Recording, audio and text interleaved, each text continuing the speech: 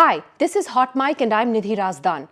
Dramatic developments in Sri Lanka over the last 24 hours as the world watches closely to see what will happen next. Protesters have taken over the Prime Minister's office and the state broadcaster as the crisis has deepened. How did we get here? Well, it started overnight when the embattled President Gotabaya Rajapaksa fled the island nation and flew to the Maldives. It's reported that this is not likely to be his final destination, so he's heading to another country. President Rajapaksa, his wife and two bodyguards boarded a Malé-bound military aircraft from Colombo International Airport. Reports claim that his younger brother and former finance minister, Basil Rajapaksa, has also left the country. Now, this development came on a day when the president was supposed to formally step down, which he had promised to do, and that has been a key demand of the protesters who've stormed the presidential palace over the weekend. The Indian High Commission in Sri Lanka, meanwhile, dismissed reports claiming that India had helped President Rajapaksa and his brother Basil flee. They said that the High Commission categorically denies baseless and speculative media reports that India facilitated the recent reported travel of Gotabaya Rajapaksa and his brother out of Sri Lanka. It is reiterated that India will continue to support the people of Sri Lanka. Well, the Sri Lankan government has declared a state of emergency since then. Prime Minister Ranil Wickremesinghe has taken over as the acting president and has imposed curfew in the western province of the country. Now, his taking over as acting president is what has further angered protesters, because apart from Gotabaya Rajapaksa, Mr. Wickremesinghe is also deeply unpopular. In fact, protesters had set fire to his private residence on Saturday.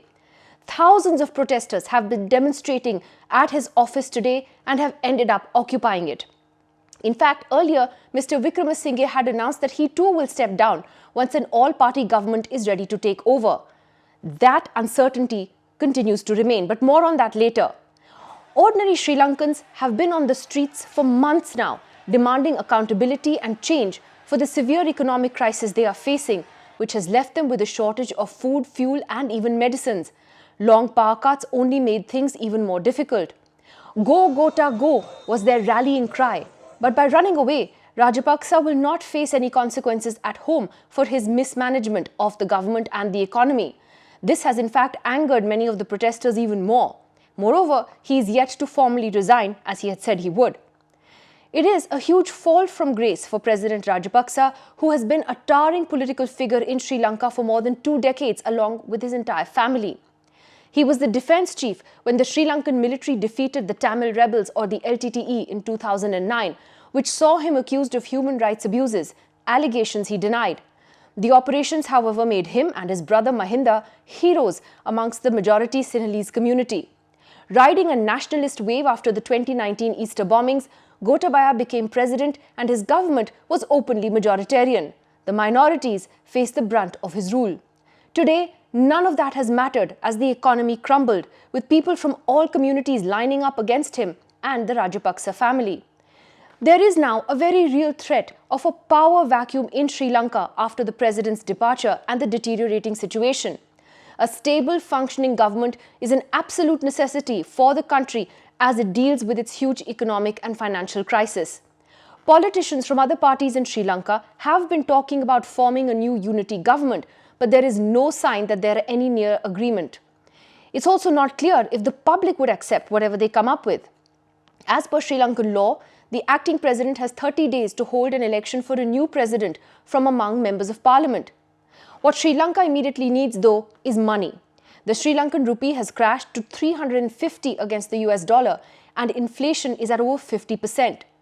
The current state of anarchy is making global investors and creditors even more wary. Much of the focus is also on the China factor and whether Sri Lanka went over the edge because of this. According to an independent think tank, China employed its debt-trap diplomacy to gain a strategic edge over Sri Lanka. According to Red Lantern Analytica, the think tank, the port cities of Hambantota and Colombo have been leased to China for 100 years. China is now the second largest lender to Sri Lanka, holding more than 10% of Sri Lanka's outstanding foreign debt in 2019.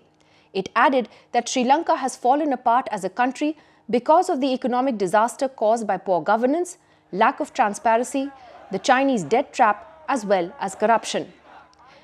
It goes on to say that when China took advantage of the situation to increase Sri Lanka's debt burden, India gave a helping hand by offering financial packages consisting of $500 million in a credit facility for gas imports and $1 billion credit facility for the import of critical products from India. Additionally, India has sent $2.4 billion through currency swaps, loan deferrals and other credit lines. However, it was unable to save Sri Lanka, which was entirely enslaved by Chinese debt and ultimately succumbed to it. In a recent piece, former Pakistani diplomat Hussain Haqqani has written that China, which over the years was quick to offer high-interest loans for infrastructure projects in Sri Lanka, has been quiet during this current crisis. President Gotabaya Rajapaksa, who along with his brother, the former President and Prime Minister Mahinda Rajapaksa, was responsible for Sri Lanka's heavy borrowing from China, recently lamented that South Asian countries in financial trouble are not getting the same attention from Beijing as before. Sri Lanka's crisis and that of other countries around it demonstrates that China's lending policies are based less on economic viability and more on giving China strategic advantage, according to Hussain Haqqani. For now, though, the immediate focus is the situation in Sri Lanka itself and whether it can pull itself out of the current chaos that it faces in order to have some kind of stable government in place.